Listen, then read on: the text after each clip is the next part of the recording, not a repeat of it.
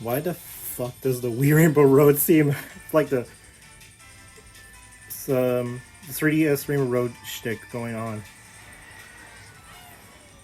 Oh my god, the Rainbow Road actually doesn't look that bad. That's pretty cool. I always close my eyes before any track reveal, so I don't spoil myself as to what tracks that we do have. But like, what am I supposed to expect for Wave 6? Oh wow, that's a really cool jump cut. I actually like that. I'm missing a lot. I think that was Paulina in the biker outfit. I just didn't see it too much. We're spending a lot of time. We remember road, guys. Madrid Drive. There is nothing that changed on the. Yep. There's DK Mountain and Daisy Circuit and ooh. Okay, actually, Prawn Plank Clove, not too bad.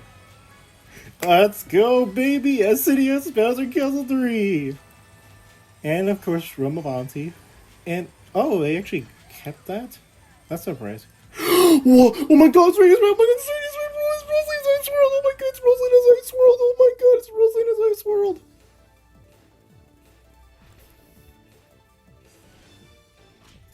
Wait. Where's Piranha Plant Pipeline? Okay, November 9th. Okay, that's pretty cool, but did they actually cut Piranha Plant Pipeline? Oh my god, that is so unexpected. Nintendo subverts their expectations pretty well, but oh. This is where the video would have ended, but apparently I have a day off, so that means I'm pretty cool and good. I just love forgetting things, and yeah. There might be some more announcements after this one. Hopefully not, and if there is, I'm going to talk about it.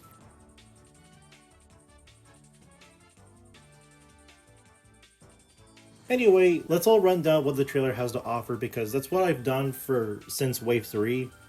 And yeah. So let's get started with, of course, the main star attraction based on the music that you hear, Wii Rainbow Road. Now, after the whole 3DS Rainbow Road fiasco with the graphics, which I think are fine, but I can see people's problems with it, I think the graphics for that version of Rainbow Road is pretty solid for the most part. It reminds me a little too much of Mario Kart 8's Rainbow Road, but with that whole man-made feel, you know? So it doesn't bother me as much as that version. I do like the translucent tubes from Tor's version. It's a lot less apparent, and it all flows very nicely. I do like that the star bits are kept. I think Earth is still like on the bottom because that's like this distinctive feature as a Rainbow Road track. Yeah, I can see it. Yeah, it's there. So, you know, all cool and good. I do like this iteration of Rainbow Road, even though it might not be really difficult or might not have the meteor shower thing going on. But, you know, otherwise, pretty solid track for a first showing. And I'm glad that this track hasn't been deconfirmed by Daisy Circuit, which we will get into. Now, Madrid Drive might be one of my more disappointed tracks.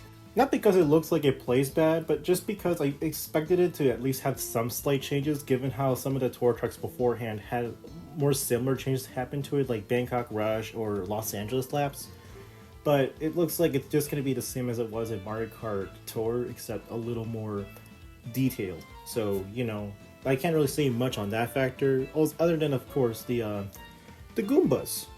Goombas are pretty cool. Now, we all predicted which one would make it into the Booster Course Pass, DK Mountain or Dino Dino Jungle. I feel like the answer was very apparent given how much the devs really love Mario Kart Wii, and they know how much we like Mario Kart Wii, so here you go, guys. You DK Mounters, you, that sounds worse. You guys win. Your track is in the game. And to be fair, it's not a bad track. Man, I really would have preferred to have Dada Dada Jungle. Noshi, I'm so sorry. But in all fairness, I do think DK Mountain doesn't look that bad. It looks pretty good, actually. I can't say it's completely good because some of the wave tracks can be very iffy and inconsistent. But DK Mountain, it looks really detailed for some reason. Maybe not on the backgrounds, but like especially on the mountain part. Wow, it actually looks pretty impressive. I guess it's time for us to talk about the elephant in the room. Daisy Circuit, Ouijimaru's favorite track, and so is Kerbo's. You guys know who you are, and I hope you're glad I gave you a shout out because holy crap, this was worth doing. I love Daisy Circuit. I absolutely love Daisy Circuit. I've clamored on before that it's one of my favorite circuit tracks of all time in like one video, but like I want to know, Daisy Circuit just exempts a lot of different feelings that you don't get from a typical circuit track. I love its vibe, its atmosphere. The layout isn't anything too special, but sometimes the simplicity can really bring things down to earth, you know? Overall, I do like Daisy Circuit's inclusion, even though it did just kind of worry me that this wave would just be one of the most predictable. I'm very glad it's not that case, but now, out of all these tour courses, I didn't expect Piranha Plant Cove to be that good. It looks so impressive and detailed, like, holy crap, I didn't expect that for a track like this. You know, given how this looks really rough in tour, I expected it to carry over to 8 Deluxe, but I'm very glad at least it had some effort put into it. It might be one of my favorite tracks out of this wave, and that's something I didn't think I would say because it's like the most mediocre track I've ever played in Mario Kart Tour. And as expected, Bowser Castle. Fly, let's go, baby! We got a Bowser Castle track! Oh my god, after having only one Bowser Castle for so long, this is... oh my god, this is exhilarating. There is some difference I actually noticed. Like, this portion over there was like solid ground before, but now it's just great. I'm not complaining, of course. It's just very interesting that such a thing like this was made. I think there's also some other smaller additions, but eh.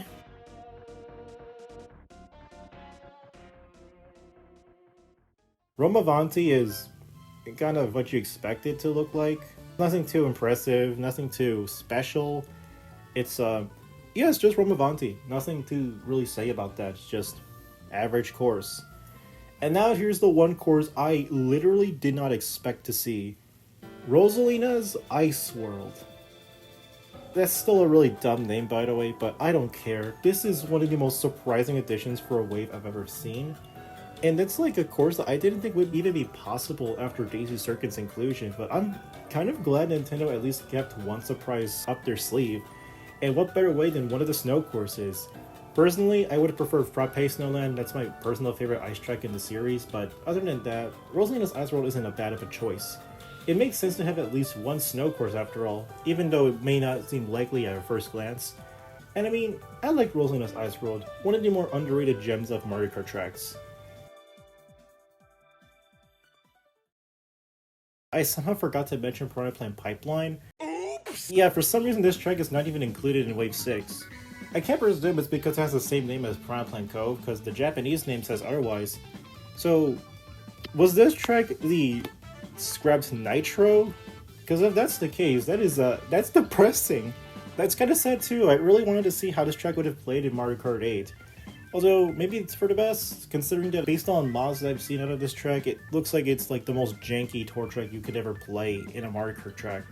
I doubt Nintendo would completely leave this thing one out of the dark, like maybe in the next game they'll bring it back, but we can't be too sure if any tour tracks will return for the next Mario Kart entry, so we're just gonna have to sit down and wait and see. And yeah, that's about it.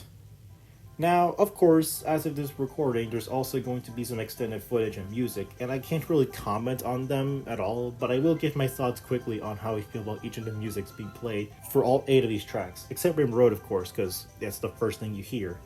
But with all that said, these courses drop down November 9th. I'm going to have such a blast playing through Wave 6, even though it might not really be the strongest wave out of the bunch, but I do hope it at least provides enough to be a solid conclusion. So with all that said, thank you guys so much for watching. Let me know down in the comments below what you think about the Wave 6 tracks. And as always, remember that Stu cares about you.